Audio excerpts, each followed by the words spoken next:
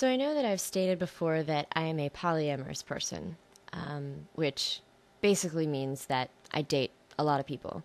I don't like settling down. It's just, I don't know, every time I do, it ends in disaster. The guy winds up being too jealous, or the girl winds up being too jealous and possessive and wants to spend all their time with me. And I'm such a typical guy when it comes to relationships. I cannot stand too much affection.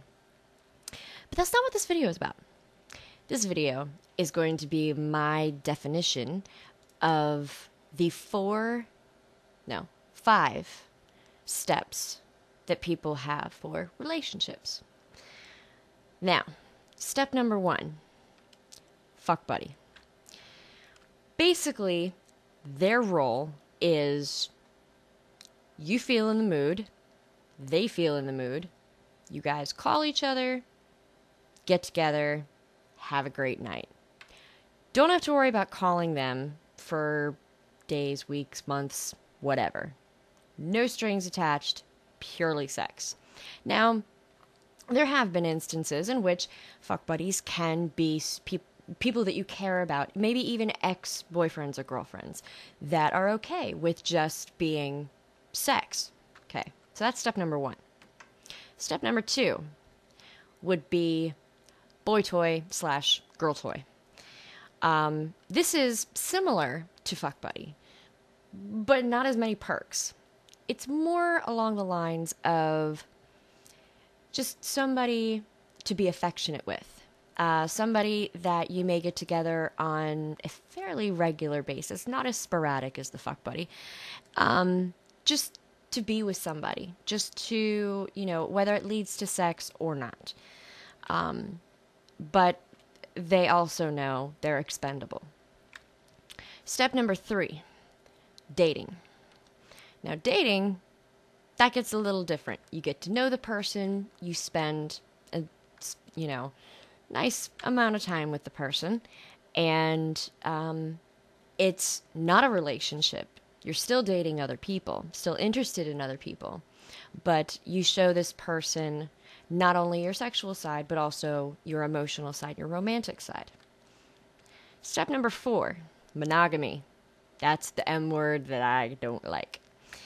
I don't do monogamy, but a lot of people do.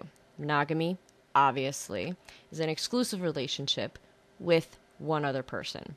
Now, I have actually been in relationships with guys where I was allowed to be with girls and vice versa, but I'm unique in that sense. Not many people go for that if you're in an exclusive relationship, unless, it's a threesome or something. And then, of course, there's step number five, which I roll in engaged and married into one. Because engagements are just basically, it's the proposal to get married, but you still act like boyfriend and girlfriend. So until you're actually married, you are still technically just boyfriend, girlfriend, just the chick has a really nice rock on her left ring finger. Now, marriage, of course, is something that is very sacred, that you should only do once, and that it should be with the person that you are madly in love with, and should not be taken for granted, and obviously is a huge, huge step.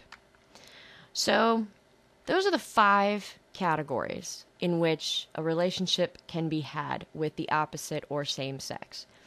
Now, for me, I normally don't get past step number three. Don't get me wrong, I'm not a whore. I'm actually very picky with the people that I sleep with.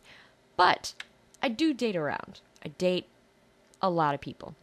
I personally just don't like only being with one person. I've tried, like I said, I've tried the relationship thing. Not for me. At least not right now.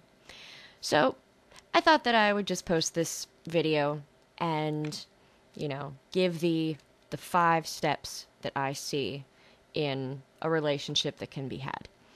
So now I would like to know your views and see if you agree with me, if there really are five steps in which you have, or if you feel there are more, or if you feel there are less.